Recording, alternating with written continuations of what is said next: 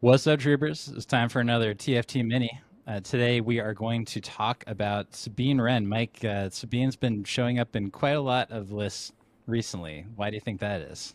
She's so cheap, Evan. I don't know. Yeah, 110 points for Sabine and the Darksaber is quite a deal.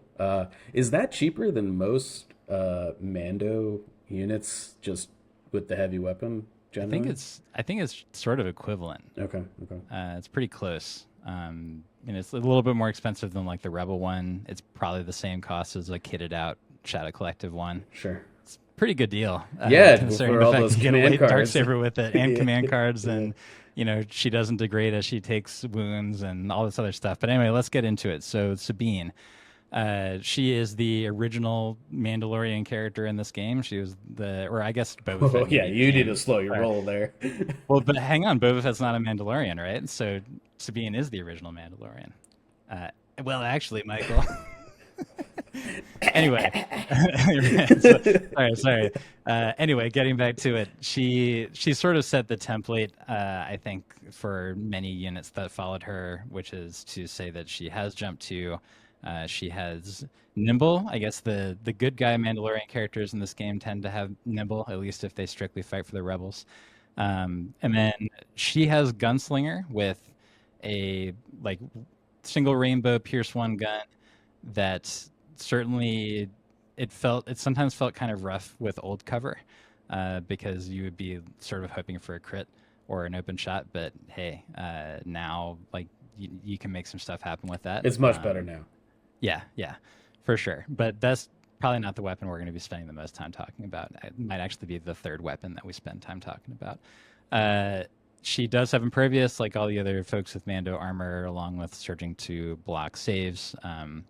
And she does surge to crit. I will quickly add that her blaster did get melee added to it, which quickly became extremely irrelevant when the dark saber changed from 10 points to 5 points. Some might say it was never relevant at all because you were always putting the dark saber on it. And I think I'm actually just going to talk about the dark saber as if it's a base part of her kit. And then we'll get to the upgrades that are a little bit more optional in our opinion later. But that is a 5 black dice. It's impact one, pierce one. So it's not the most amazing lightsaber in the world, but probably more important than what those dice are is that it gives her dauntless and it gives her immune melee pierce. Which is really really sick against any other melee opponent that's not named Desaj or Dooku. It's going to mean that it's much tougher to take her down, and then that dauntless means that she won't get completely shut down by having two suppression, which was the case many times in her history.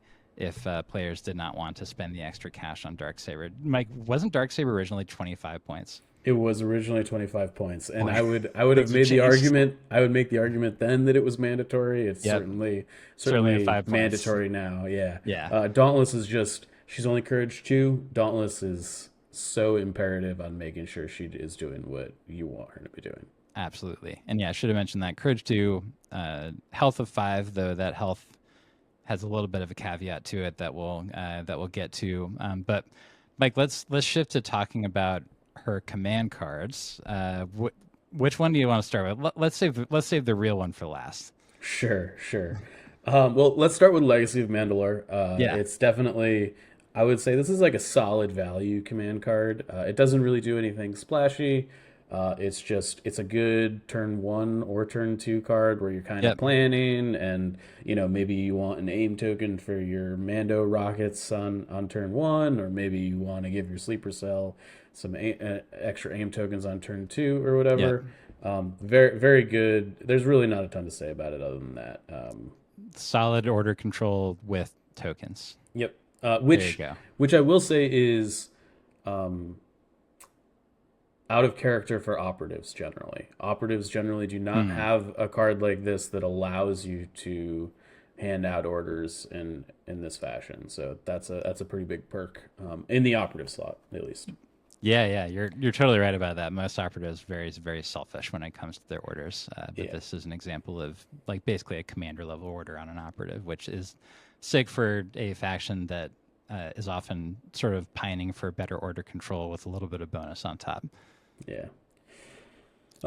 She's also got a 2-pip, Symbol of Rebellion. I have not seen this card played in a very, very, very long time. It allows her to take a free recover, and you can put a graffiti token down that makes various suppression mechanics kind of interact with it. This card is kind of slow and doesn't do anything immediately unless you are looking for a recover action on Sabine, uh, because she's got like a whipcord or her shield, which is fine, but it only orders her. Yeah. Rebels are really still looking for order control in their 2-pips, I think, which makes this card sometimes really tough to play. You've got like 4 characters in your list, and your 2-pip kind of needs to issue the 2 best ones, Right. or the 2 relevant ones. So I definitely think that if you're just playing Sabine and no other characters, this card is a card you can play, but I wouldn't recommend it if you've got a jammed command hand. Yeah. There's if it's the best 2-pip that you can field, then sure. But in most Rebel lists, just given how character heavy that faction is these days, it's likely not going to be among the 2 best 2-pips that are on offer to you. Yeah. Just because it does have sort of a limited utility. And before we get to the big one, we should also mention Family Reunion, which is an Ahsoka command card. So she obviously has to be in the list. That's the operative Ahsoka, I should say, in the Rebel Army, which also got 30 points cheaper. Yeah. Certainly relevant to this conversation. You are from now on going to see a lot of Sabine Ahsoka lists for many different reasons. But now those reasons aren't just for theme. Now there's like a real strategy you can build around it, and so that one gives you teamwork Sabine, and then it allows them to both make speed 2 moves on each other's activations, and that can move them very far. Uh, it's sort of a utility command in terms of like you would use it when you need to use those moves. It's probably a little bit more important. It's probably more important for Ahsoka to be getting in there to get to like charging threat range, and for Sabine, it might actually be more important to get out of a bad situation before she gets shot a bunch on a turn. But I don't know. Is there anything else that you would say about this? The timing on this card is really awkward. You really need to. This is a card that you have to plan to play before you play it, I think, most of the time. Um, in that, if you go first with Ahsoka or Sabine, like you have to take the other one's speed 2 move like immediately, and you kind of have to immediately start executing the plan that you want to execute, unless you're like getting one to safety, like sort of like you talked about. Right. Neither of these characters are particularly great, like move out, shoot, move back in like characters, though. So I feel like this really wants you to be kind of being aggressive, and it's also not a 1-pip, which means that you might end up with them kind of stuck in no man's land if your opponent's gonna, like, if you go with Ahsoka and your opponent played a 1-pip, like your opponent's gonna get to go twice before you go with Sabine, and it's possible she kind of gets stranded. So you got to be careful with this. Teamwork helps a little bit, though. I think neither of them are getting free tokens from this card because you're not triggering Ahsoka's independent. And Sabine, or does Ahsoka have defend? Ahsoka has defend, so you are getting a dodge token. Yeah. Yeah. So that trigger is nimble, so that's not bad. But outside of that, like, you're not using a lot of teamwork shenanigans, I think. Yeah, that's fair. I think that sort of the situation where I would use this the most often is mostly about protecting them from harm. So like an example might be that you activate Sabine, you shoot, and then move into safety, and then in doing that, you get Ahsoka into engagement so that she's not going to get shot. It's one that you probably would be saving for the ripest opportunity in the game. And as a 2-pip, it's in that list. I would say it's almost certainly worth including over Symbol of Rebellion. I should mention. Oh, if you've got both Ahsoka and Sabine, Yeah, you're definitely yeah, taking this card. yeah. You should take this card for sure. Yeah. Okay, we've been sort of talking around it, but let's talk about explosions. Mike, tell me about explosions. This card is insane. I have talked to a lot of people about this card, and I get the like, oh man, I don't think explosions is very good, and I'm like, what are you talking about? Like, this is like, if you have explosions in your hand, it's like the one card that I feel like completely destroys me in Republic. You know, I'm like, oh my god, please don't throw grenades at me. Um, I think this card alone is worth bringing Sabine. Like, if Sabine does nothing else other than throwing explosions at your opponent turn like three, um, she generally has done the thing that you wanted her to do, and that was at her previous price point. Frankly, now she's what, 30 points cheaper or whatever, and you can take 110 point Sabine with a dark saber at just for the use case of playing explosions. I think. I totally agree. It's and I think its utility is even higher than it was in Legacy because generally in Legacy Legion there were some lists that would not be bunched together very much at all.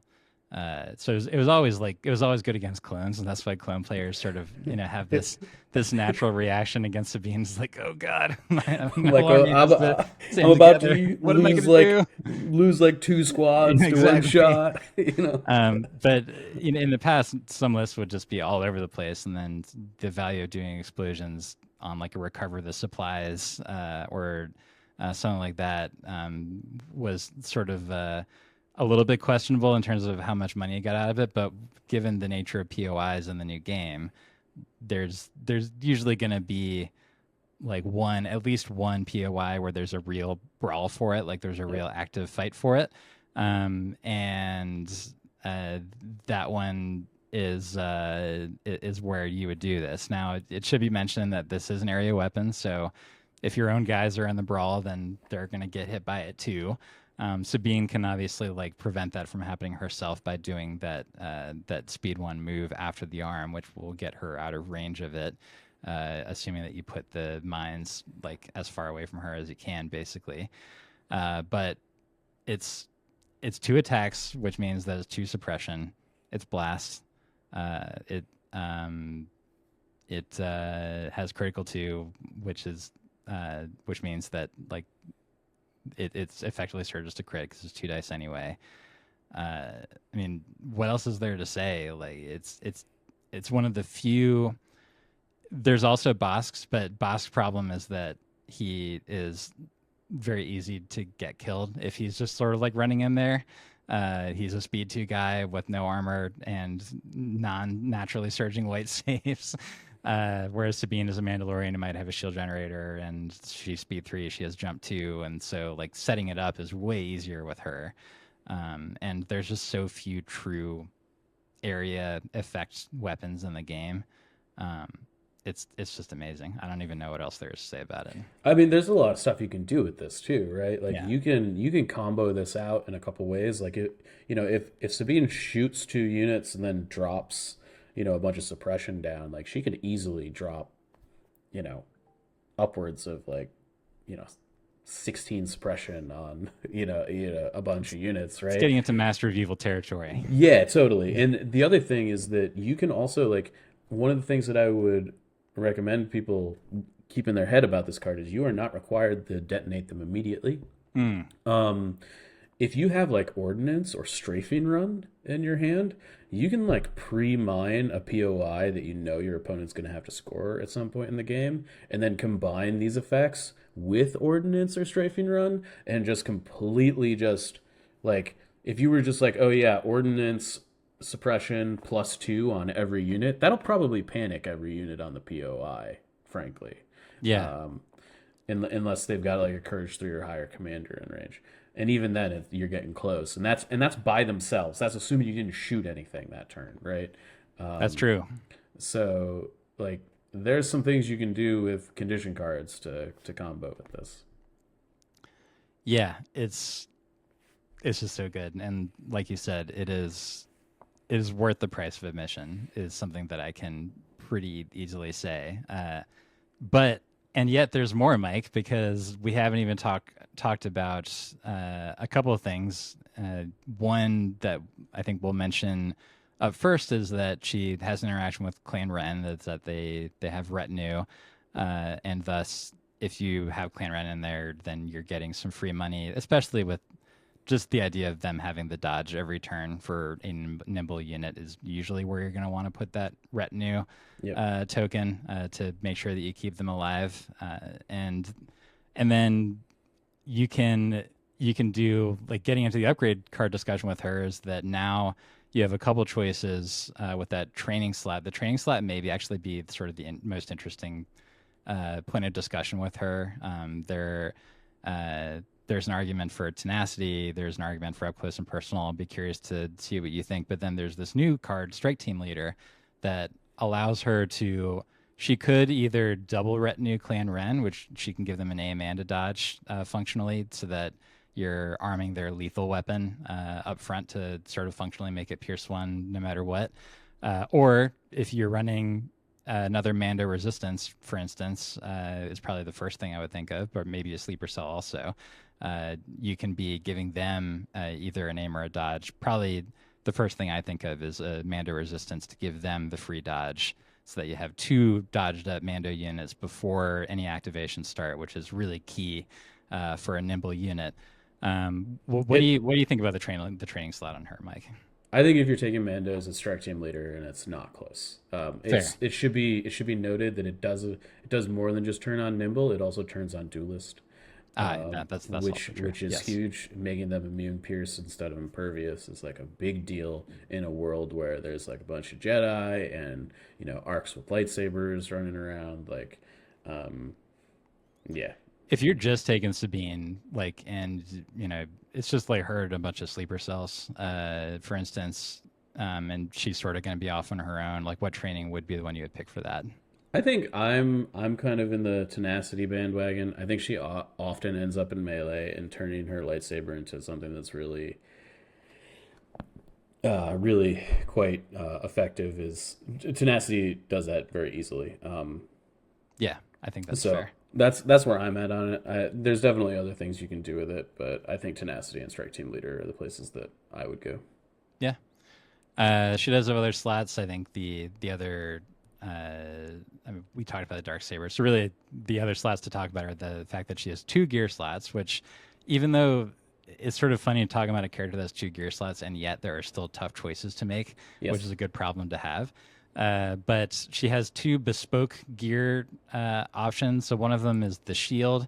This was recently given sort of a little mini upgrade, which is to say that it didn't used to have the like the free recharge in it if you didn't flip it this round the way that Gar Saxon Shield does, but now it does share that, so it is a little bit better.